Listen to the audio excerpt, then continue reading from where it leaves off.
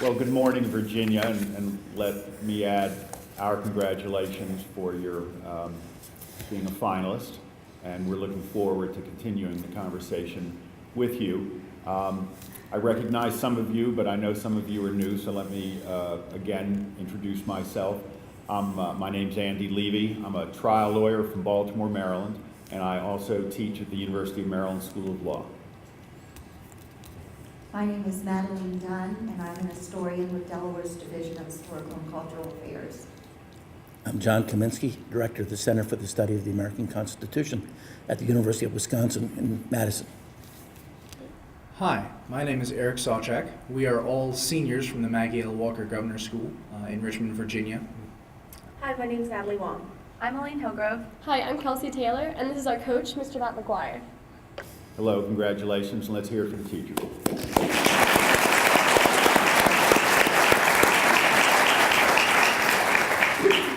Okay, well, this is Unit 2, and it's no surprise that our question is question number 2, but let me read it for the benefit of the gallery.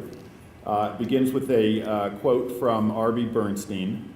Although posterity has tended to emphasize the work of the Constitution's framers in the Federal Convention of 1787, the ratification of the U.S. Constitution in 1787 to 1788 was a landmark in the history of government.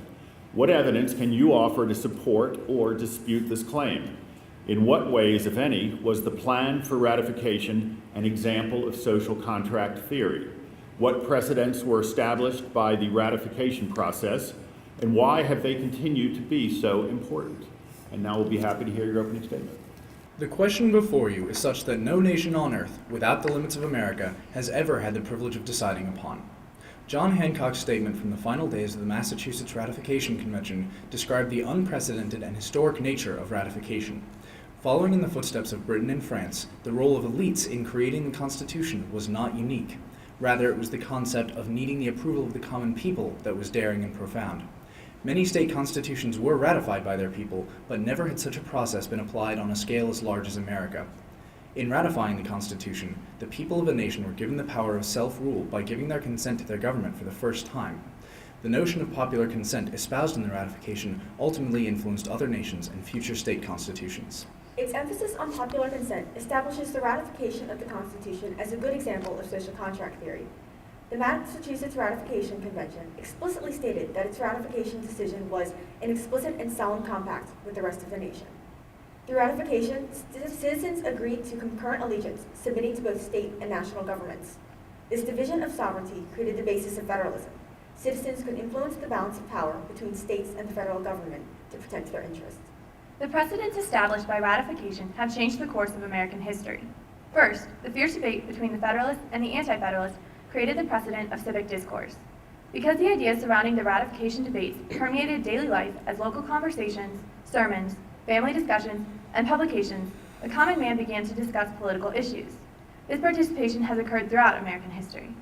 Secondly, the Federalists and Anti-Federalists set the precedent of intense deliberation. The attacks on and defense of the Constitution through publications like the Federal Farmer, Sentinel, and the Federalist Papers encouraged individuals to consider both sides of the issue.